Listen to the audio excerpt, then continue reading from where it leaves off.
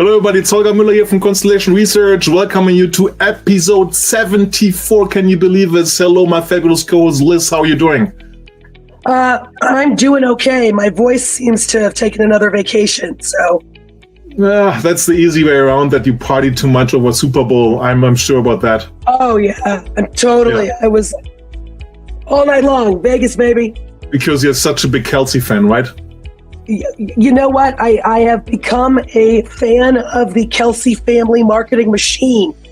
They are a content machine family. So I've become a Kelsey family business fan, I guess. What do you think is a CDM? God, who knows?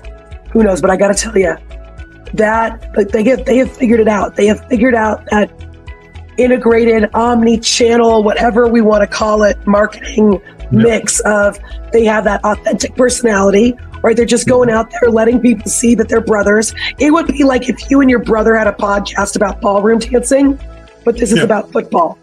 But we digress, Holger, because this episode 74 is not about who Liz wants to watch on her next podcast. It's about tech news. What's been happening in your world?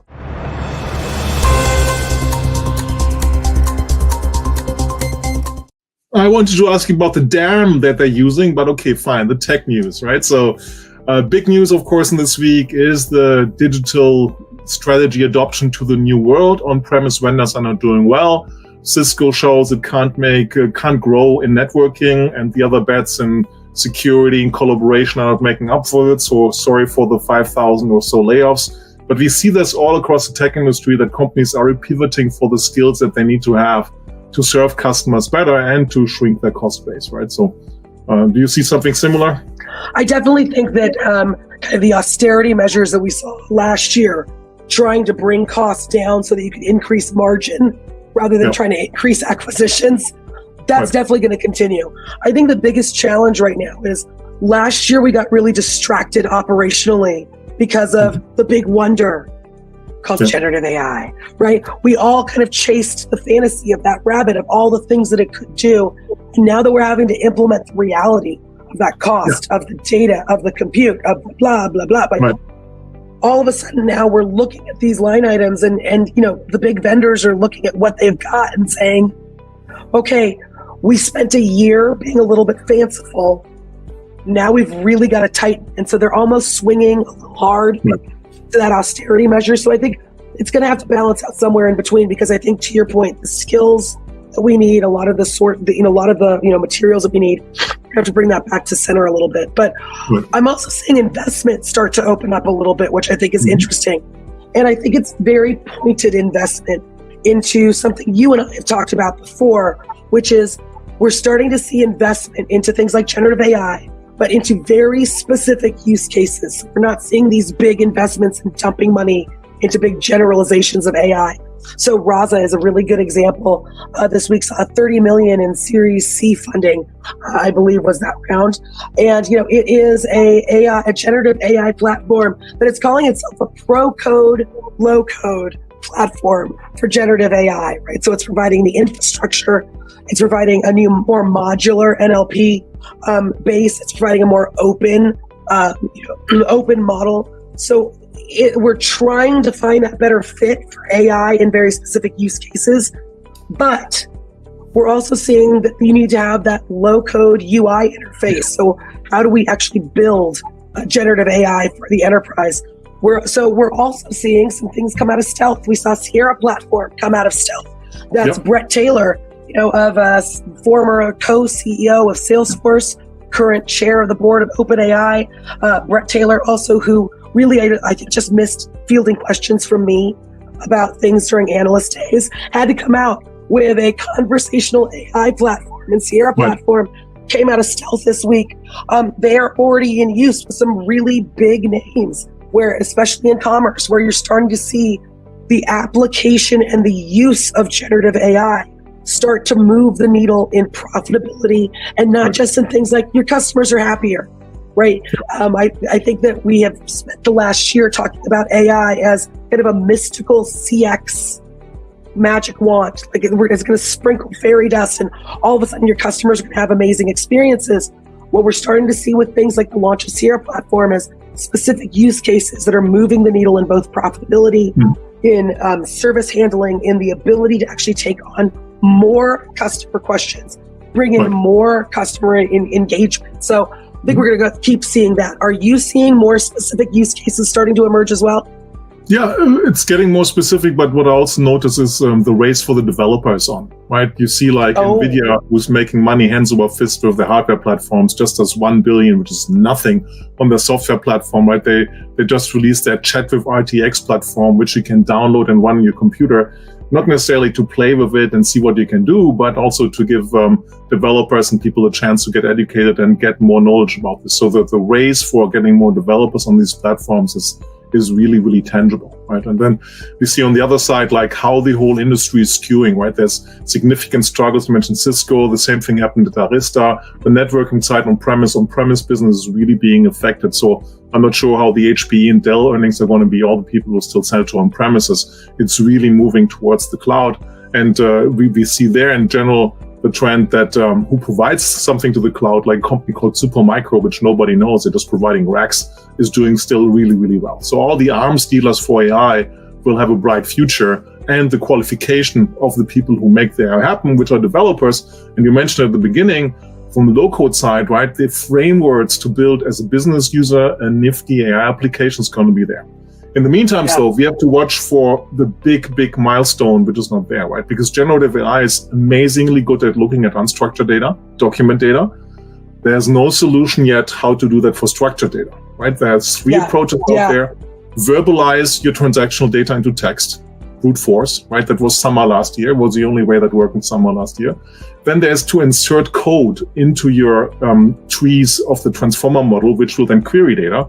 It's a timing question. And the third one, which is the favorite of the database guys, is to create AI vectors, which your machine learning AI transform model can traverse. But the problem there is nobody has said, oh, by the way, everything you have in my Oracle database, as an example, you now have an AI vector, because the hardware and the machines are not. The question is, how do you selectively take what is relevant? You find something intelligent who says, oh, I'm talking to Liz. I'm going to generate the AI vectors for everything Liz has done. I'm just going to query it and just going to build that in default. And when Liz hangs up, I'm going to throw that away. I'm going to keep it around for 2-3 days because I must have everything. Because a partial AI vector on only your purchase of last week, if you say, I want to order what I got 3 years ago. Yeah, shoot, if it's in the transactional system. So watch for this milestone when you see that someone reliably can bring the transactional and the unstructured world together. Then all hell will break loose, right? You've seen nothing yet if you complain about the AI hype, because then we really do something useful. Because guess what? Enterprises have not been where they are today by storing stuff into documents. No, we've been storing, but MongoDB likes, right? There's benefits for document DBs, whatever. Don't understand me here, but it's in transactional databases. And that's where the things that matter are, right? And if you bring that together, then we really see a significant step in automation, differentiation, better customer experience, better employee experience, and so on. Yeah, for sure. Well, the other big news is going to be shortlists have arrived, everyone. If you have not checked out our updated shortlist, be sure to head over to the Constellation site to see them. I mean, I think we have now like 80, 90. Do we have like 150? I don't know. There are so many shortlists, but I think one of the things that Holger was talking about is really important, because when we start to talk about these hype cycles, we start to see these milestones, we're going to start reconsidering the various applications and tools that we have that are kind of going to feed off of this data, feed off of this intelligence. We're going to want to make sure that we have the most modern, the most modernized, or at least the most integrated tools, so that we can actually take advantage of a lot of these new processes, that we can flow a lot of these workflows together and make sure these automations are connecting our systems better together. And I think the shortlist is probably one of the best places to start if you're starting to reconsider what is in your stack, to make sure that as you're taking advantage of things like generative AI, as you're hitting these milestones, as you're coming off of on-prem, are you also looking at the rest of your stack to make sure those are fulfilling? So make sure you check those out. Holger, where are you going to be the next couple of weeks? What you got coming up? Well, let me first do the pitch on shortlist, why I love them so much, right? Because as you know, my research area is enterprise acceleration, right? What do companies to become agile, move faster once they have the software live? But we haven't forgotten there is a blood, sweat, and tears process before you get your software live, and start with the selection. And that's where the shortlist really can squeeze 6 to 9 months of you just saying, who are the vendors out there, look at the different websites, whatever, and start with 30, 20, 10, and once you will it down to 5, 6, 7, that's going to be a long process and going to take your time. So talk to the companies we look at more companies, of course. These are the ones which are leaders based on the criteria. Check if the criteria fit of what works for your business and accelerate your implementation to get enterprise acceleration enabled from your implementation of any of these software platforms and software products.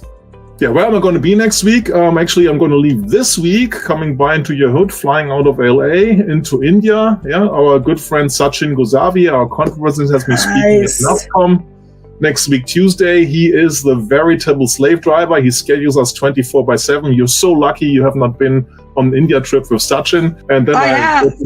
Last year was insane. Where are the scars to prove it, Liz? It's great. I left my voice there a year ago. Yeah, and then I'll be in Bangalore, tons of clients there, right? So tons of software, the Silicon Valley of India. And back on Friday, road trip. You know where I'm going to be at the end of this month, the end of February. I'm going to be in Austin, Texas. Texas. What brings you to Austin? Austin, Texas, for Constellation's own ambient experience summit, where we are bringing. Is that what I'm tweeting about every day? Yes. The customer experience and employee experience folks together. We have an amazing lineup of folks. We've got an amazing lineup of AX100 leaders who are going to be there to have some fun with us, mix it up. Make sure you follow us on X and on LinkedIn, as we'll be keeping updated on what's happening on the ground in Austin. But for now, you are going to have a really fun episode ahead. And you know, we got a special guest who's going to be joining us, our newest analyst. Time to haze him. Time to haze him by inviting him into the salon. We got a bunch more content for you. As always, thanks for joining us. Enjoy the show. Thanks for watching. Welcome back, everyone. And we promised you a whole new look into Constellation's brand new analyst. We've been joined by Chirag Mehta. We're welcoming him in. We're welcoming Chirag into Constellation Salon 50, where we get to know people a little bit better. Holger, you fired up for this? Do you think Chirag's ready? I'm totally fired up for this. Welcoming a new analyst in his orange face, obviously, right? Don't worry about his head. That's nothing growing out of his head. He doesn't have any advanced artificial intelligence. No neural network out of his ears. Yeah, it's something like the artwork. We need still improvement, but come on, let's be gentle. It's the first month. Oh, come on. Chirag, welcome. This is just a way for all of our viewers to get to know you a little bit more. We haze everybody, including CEOs of organizations, with the same list. So we've given you a list of questions, right? These are all meant to get to know each other a little bit more. Since you're our guest, why don't you pick the category, you pick the first question, and who you want to ask. Okay. Well, thank you. Super excited to join Constellation Research. And hey, all of you, good to see you all. Even though I cannot physically see you, looking forward to meet maybe all of you at some point in real life. It will happen sooner than later, Chirag. Don't ask for it. So we're going to start with Holger. I just like Holger. So I'm just going to start asking a question to Holger. What was your favorite job for your career? So I like a lot about my current job, but I think overall my best time was 2 years as a chief application architect at SAP, where I could build the architecture of what should come, and now I'm dating myself after by design. And the interesting thing was to talk to all the large Silicon Valley companies like Google, like eBay at the time was big, like Facebook, what their architecture is and what the principle behind their architecture is. And I learned so much, right? The downside was, right, no job is perfect. Nobody cared for my architectures. That made me say, like, doesn't look good if you're there 2 years and you can't show anything being listened up to, right? The interesting thing, all the people who didn't listen to me, like a certain CEO who went to Infosys, who was CTO of SAP, Vishal Sikar, like the head of the platform, a guy called Björn Görke, they're all good relatives and they listen to me and they talk to me all the time now, which is the funny part of it. Yeah, so yeah, my best job is probably 2 years at SAP as a chief application architect. I ask you back out of the category, what is the thing, what technology is indispensable for your work today? You know what might sound weird, but it's email. Good old classic, yeah. Why? Email has not changed. I think the thing that I'm a big proponent of open technologies, open standards. If you think about why internet kind of exists today, is we work hard on standards. And that's why it's not that your internet is different than my internet. It's the same protocol. That's why it makes it very easy for us to, get on this specific, call and talk to people and number of things that we have done. Email is so ubiquitous that everyone pretty much has the same standard. And it's such a robust standard, even though it's quite primitive compared to some of the kind of newer technology that kind of we have come across. So I think for me, that's indispensable. It's not in hand of sort of one company to actually go change it. Everyone still uses it, and it's going to remain. It's pretty much timeless. It's going to remain for a while. So I think that's indispensable, I would say. Everything else dies. If I have email addresses of people, I can reach out to them. Very good. Right. Over to you, Liz. Okay, I'm going personal, Chirag. What is your most treasured possession? Is the paper phone book with all the emails written on it? No. That's not it either. I have an old phone book, probably not most treasured anymore. I would say it's a physical high school yearbook. And there's no digital copy. I mean, I can make one, but I have this physical high school. So it's a book, but it's interesting. The book where we actually autographed each other's book, and we have see you after summer. Yeah, little notes and all of those things, and that's my way of connecting with some of my high school friends who love it. I'm still in touch with. They exist on social media and whatnot. But I think I can relive kind of my years. Shout out to your high school. What was your high school about? So my high school name was my last name, even though it didn't belong to me. So the name of the high school was Mehta High School. I grew up in India, and it was someone who someone had a trust. And that trust kind of constructed this high school. So believe me or not. I'm concerned there's about 50 Mehta high schools in India. Mehta High School where? Which parcel? Yeah, so I can keep going. But I grew up in the western part of India, in a very small town that most people would not have heard of. And yeah, there might be more than 1, 2, 3, 4, 5, but I was proud of going to my own school in a way, or named after me. I love it. Well, listen, Chirag, lots of people used to ask me if I own Mueller beer. Sometimes you got to lean in and say yes. Yes. Sure. All right, Chirag, you to pick a personal question for Liz. Okay, so I'm gonna pick. What's your biggest regret? This is a maudlin one. Sorry, this is sad. But so many regrets. My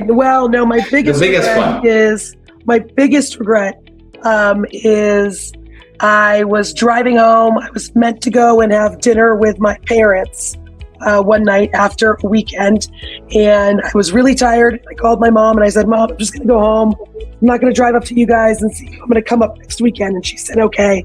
And 2 days later, she told me that my dad slipped into a coma, and 2 days after that, he passed away. So my lesson from that has always been, when you have the chance to do something with the people you love, even if you're so tired that all you want to do is go to bed, go to dinner. Always go to dinner. So that's my biggest regret. So let's talk about hobbies. What's your favorite sport to practice for yourself? Right, so it's changed over time, right? So I used to play a lot of volleyball, even got paid for that. So that was definitely my sport till I came to the US, when I found there's no good volleyball practice and playing time here when you're still working. Indoor. No club infrastructure, indoor, yeah. So I geeked over to fitness, and then despite warnings of my friends, which I could never believe, is that running can be addictive, I ventured over into endurance sports. So I still want to do, I'm not full crazy, I'm not going to do full Ironman, but when I want to do a half Ironman, swimming is my nemesis there. I swim like a German battle cruiser. I'm surprised there's still water in the pool after I swim.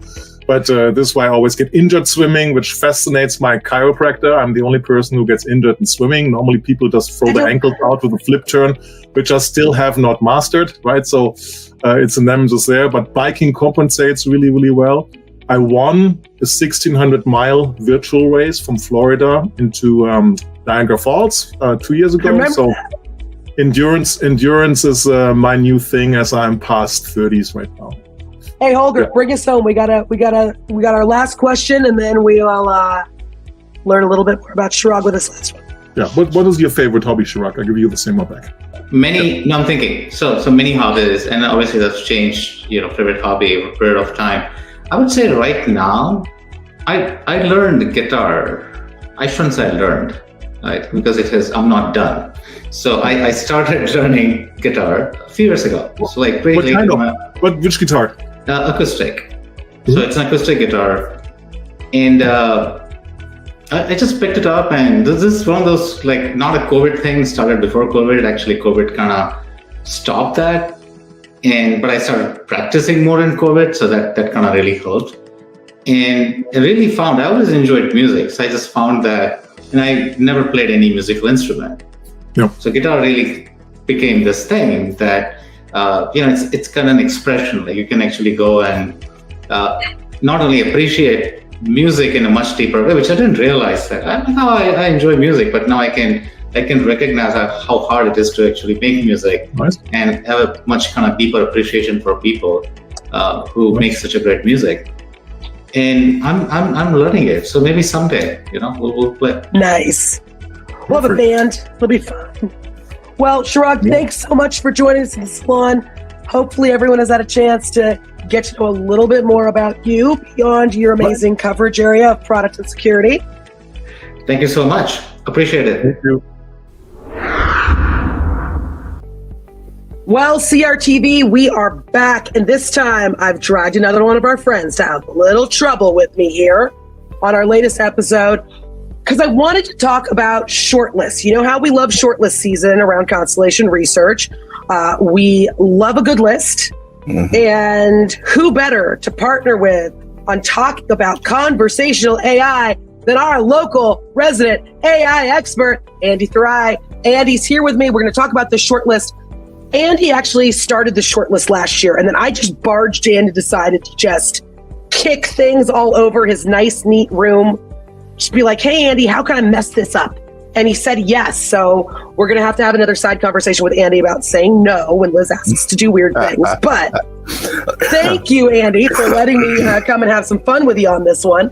So, but here's what I want to start with, because I think that there are kind of some weird schools of thought when people shout out the words conversational AI, right? Because A, it's nothing new. We have been talking about, and I think you and I have both been looking at conversational AI platforms. You certainly on the AI ops and ML ops side, me certainly on the contact center and a lot of the marketing. I think conversational AI has grown up in a couple different spaces, but took a massive leap last year, of course, thanks to those little companies out there doing stuff like that. But let's start with kind of what are we looking at? When you and I looked at conversational AI, what were we looking at and why? Because we really did take a very specific approach here. Yep. So first of all, glad to be doing a ShortList with you. Thanks so much, bud. Hope I won't get drowned by your knowledge and wisdom. All right. So it's like a tsunami, Andy. Can't stop it. There you go. So I started this conversational AI ShortList, I think last year. Maybe we had done one revision. And when I started, I was a little surprised that you didn't do it, or nobody did it for that matter. There's a possibility that even the work from home or Diane would have done it, or a variation Doug would have done it with the data combination. So I was surprised. So I said, okay, let me put one together. And then this year when I was doing it, I'm like, maybe I should ask Liz, because, especially the conversational AI cuts into both of our areas. I'm more about, okay, what are the AI things that are coming in, whether it's NLU, NLP, what are the LLMs they are using, all such stuff, good stuff. And yours, the applicability of it, and the sales, service, marketing, what have you. So I'm like, so this is a perfect match made in heaven. Love it. So, having said that, going back to about butchering the list, I don't think you changed much. If you did, I would have kept you out. but I think you added one, which made sense, and you removed one, which also made sense. So I'm good with the list. I think we agree on 10 names, so that's perfect. This was a really solid list, and I think that it's a really good blend of kind of some young, hungry startups that are looking at the platform and the development side of how you bring all of this together. But there certainly are some, like Cognigy for me in the contact center space and in service, especially in sales, they are like, I would say like the granddaddy of the conversational AI space, right? They have partnered with everyone. They are really at the cornerstone of a lot of organizations' application of conversational AI, especially when it comes to their implementation of IVAs and IVRs. I think that you have folks like Averant, who is, like a bot for every need, right? Is kind of as they're looking at their strategies. But what I think is really interesting is actually something that you just said that I want to almost round back and double tap into. Because I think it's really important for anyone who is watching this to understand that when we talk about conversational AI platforms, it's not just one thing that fits one need. These really are platforms that might be looking at conversational AI from a low-code, no-code standpoint, where a practitioner within a service environment can quickly and easily spin up these AI-enriched, rich with LLMs, rich with natural language processing, all of these algorithms built in, but can have a simple bot that can answer questions and offload some of that knowledge, right? You could have something as simple as that. But you could also have something as robust to say a yellow AI application where you're looking at really the infrastructure. You're really looking at how do you build and pull all of these things together. When you start to look at the depth and breadth of tools that are now kind of calling themselves conversational AI tools, what are you looking for? Like, what are those 3 must have? Like, you've got to have this or you're not cutting the mustard. Right. So on that point, before answering that, there are a couple of additional things I want to mention. If you look at the breadth of the offerings you have, I know you mentioned about that Cognigy that's coming from the data center, and of course, Verint, and they're all coming from that angle. And there are a couple of them coming from the social media angle, like Sprinkler, for example. Yeah. That's how they started, right? And then we also, guys like Izera, who comes from the IT ops, AI ops background. And then we have these larger cloud players of, Google and AWS, Amazon in that list as well. That's what excites me, because we didn't go and looking for, with the hammer, that we didn't go looking for a nail saying that, give me the list of conversational AI. Yeah. We went and looked for what are the conversational AI platforms across industries, across vertical, across all applicable use cases. But more importantly, which ones are mature? To clarify that point, if we didn't look at the enterprise grade, we could have almost added every one of the LLM vendors. And I know there will be a lot of pushback. People are going to come and ask, why is OpenAI not in it? Or Microsoft not in it? There's a reason. Actually, I did have Nuance in it in my first year, but then they lost some mojo, with all the mess. But I think Nuance is a different, Nuance is a bit of a different animal now than what Microsoft is offering on their conversational AI platform. And I think in fairness to Microsoft, and I do think it should be noted, with a lot of their co-pilots and a lot of that build out technology in their Copilot studio, it was for me at least, it's a little too early to tell. Yeah. Right. It was like a quarter too early. And who knows, maybe that means that we've got to update this thing, in the second round of shortlists that come out. Yeah. But what we're seeing come out of Microsoft with their Copilot studio and how that's then being applied, even out of the box, their Copilots, do they have a shot at being on this list? Absolutely, at the next update. But when I looked at it compared to these players, especially when you look at that with AWS and with Google, with a Cognigy, with folks who are really very deep, 9, 10, upwards of 16 months into application and in use, where this is not like an open beta. I just felt that the studio portion of the Copilot was a little too early to tell and to stand up in fairness. We really want to look at apples to apples. And I think that was something that was really important for the both of us, was as we're looking at these tools, let's really look at apples to apples. And even if you're a young, hungry startup, the way it's being applied, the way it's being used, how customers are utilizing these platforms and tools, that has to be on par. And I just felt with Copilot Studio, it was a little too early days. I agree with you. So what Copilot Studio is offering, and a lot of other LLM players are offering this too, what they're offering is a technology base. Can you do that with that? Yes.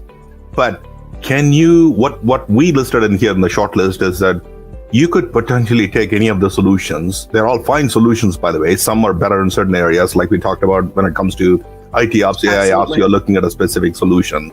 You could take them and drop and start customizing, configuring. You can start running up and running. You don't have to fine tune the model. You don't have to rag it. It's there.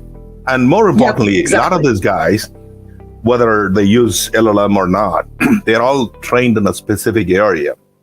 In their expert area, if they are targeting sales or marketing or service, customer service, they are very well trained in that particular knowledge corpus versus boiling the ocean down with LLM, which means if you ask a question, the LLM may not even understand the contextual awareness and why specifically you're asking this question. What do you mean by that?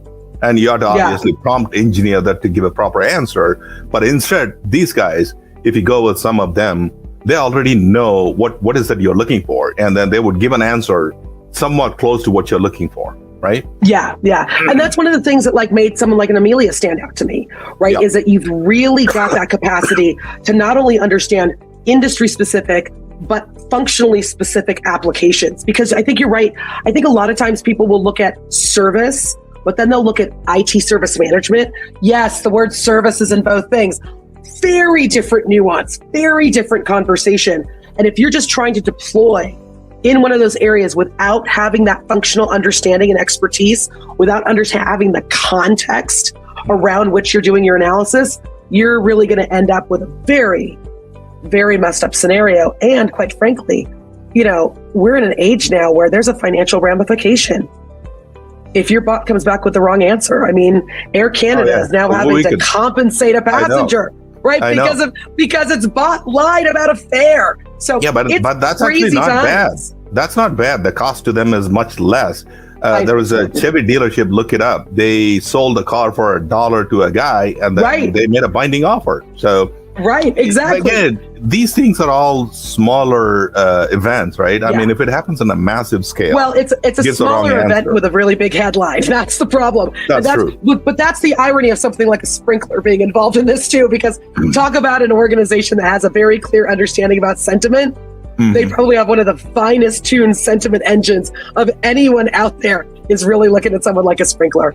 Well, listen, Andy, thank you so much for spending this time with me talking about this list. All of our shortlists are available on ConstellationR.com, and you can always check Andy Thurai out on X and on LinkedIn. So at Andy Thurai, or you can look at Liz K. Miller, hear a lot more about conversational AI and all the things that are going to be happening in this space. Keep an eye open. Andy, as always, brother, great talking to you. Good talking to you. Bye.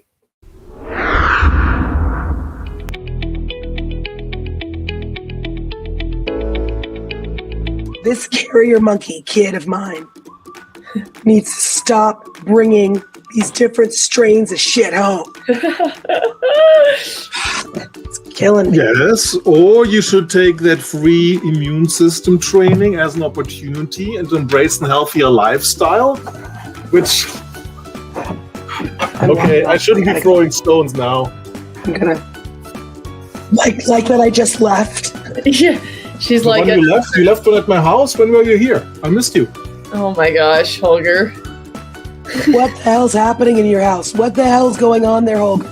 Well, my cleaners cleaned thoroughly, right? I mean, they couldn't live up to German standards if they wouldn't be moving stuff. And my green screen stands behind me. And some of them must have bumped against my desk here. So the screen was, the light was bumping over. And then there's Liz, who's a schlub. I don't know, Holger knows stuff. Liz talks. Holger writes stuff. Liz shows up and blinks. Holger knows how to doodle. Liz brings pens. What do we put? You're an enabler, Liz. You're an enabler, Liz. You bring out the best of us. Come on. Let me get my coughing fit out of the way. Why are my Google News nothing of the last week. It used to be all the stuff of the last week, and now it's recent, June 14th, 2023. Because it hates you. Why? Why does this not work anymore? It dislikes you because you're German. Don't know how else to explain it. Yeah, well, thank you for telling me. I have to make sure that they register my US passport. I need to do some accent reduction training. Accent, yes. Your sentiment, your happiness score needs to come up.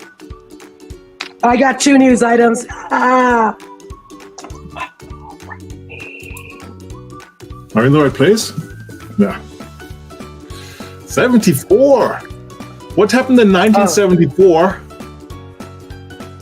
I was getting ready to go to school. Okay, hint, soccer. Where was the World Championship 1974? I don't know. I was 2. In Germany. Who was in the finals? Did you not hear that I was 2 and I didn't inherently care about soccer at that point? It was Germany against Netherlands in the final, and I'm in summer vacation in the Netherlands, okay? And I'm outing myself here, it's dangerous, right? I'm 6 years or 7 years old, and I did not watch the game. Hard to believe, right? Hard to believe. Instead of that, I was learning to walk on stilts. Netherlands scores the first goal, and the whole neighborhood erupts. I'm in the garden, and I'm so scared that I fell off the stilts and ran in the house and said, what happened? What happened? Everybody yelling, yeah, Netherlands scored. But then Germany won 2-1, and the next day our car got toilet paper on and so on, and it was all quiet after that. So, yeah. All right, back to work. Nope. I have a question. You were learning to walk on stilts. You need to. Is it I'm questioning why. because that's what you did in the 70s as a kid? At least in Europe, it was super cool to walk on stilts. Different perspective. You were higher, you were taller. That was the cool thing to do. I was a kid in the 70s, and that right there sums up the difference between Europe and America. Well, what was cool when you were 7 in 78, 79? People would bring skateboards to the top of a hill that I lived on and see if they could survive. Yeah. Skateboards, stilts to skateboards in 8 years. What an evolution, people. Exactly, from sticks to wheels. Man, have you been enhanced? There's something growing out of your head on the left side. It does look like something's coming out of your ear. Yeah, the neural network. Oh, now it's coming out of your Right. Is it half a wing? Are you a broken angel? There's only one wing left. It's a custom neural network. Okay, awesome. Well, I'll hop off and you guys get rolling whenever you want. That is a really nice way of saying I am so freaking tired of hearing Holger talk about principal analyst. It's the most valuable of that title. I gotta go. You know, what's the difference between the product people and marketing people? Do you want to start there? $100,000? No. Oh, so, so there's a conference room. The product people walk into a conference room to make a private phone call. Marketing people walk out of a conference room to make a private phone call. I mean, you're not with Doug and Diane. Doug and Diane will let you do multiple takes. We do one take around here. Just go. We don't have time. Okay, right. We promised you. Okay, we're gonna go now.